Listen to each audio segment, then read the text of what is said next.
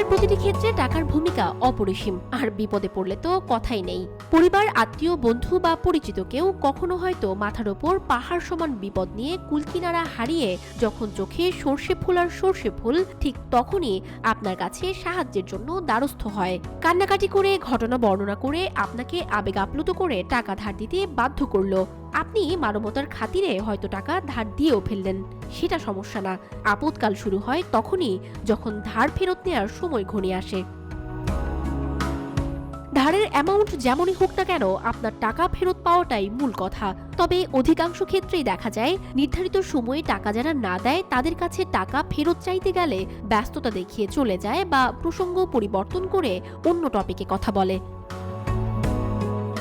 কিছুদিন পর থেকে নতুন বুলি আসে, আজ না কাল, কাল না পরশু, তারপর 1 মাস পর দিচ্ছি, 6 মাস পর দিচ্ছি, 1 বছর, ... এরপর কল করলে রিসিভ করবে না, দেখা হলে এড়িয়ে যাবে, যেন আপনাকে চেনেই না।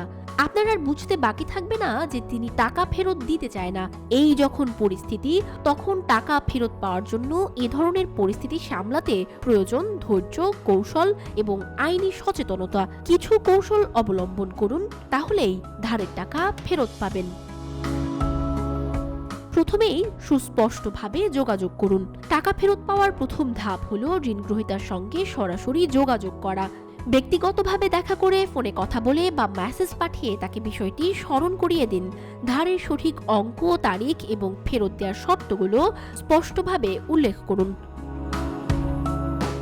সময়সীমা নির্ধারণ করুন।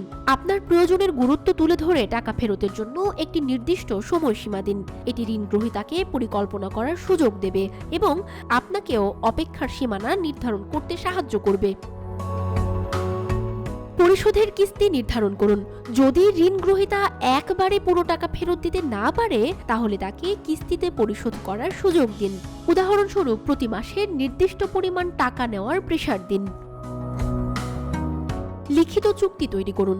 বড় অঙ্কের টাকা ধার দেওয়ার ক্ষেত্রে সবসময় লিখিত চুক্তি করুন। এতে ঋণের অঙ্ক, পরিশোধের সময়সীমা এবং অন্যান্য শর্তাবলী স্পষ্ট করে উল্লেখ করুন। উভয়ের স্বাক্ষর সহ এই কাগজপত্র ভবিষ্যতে আইনি ভিত্তি দেবে।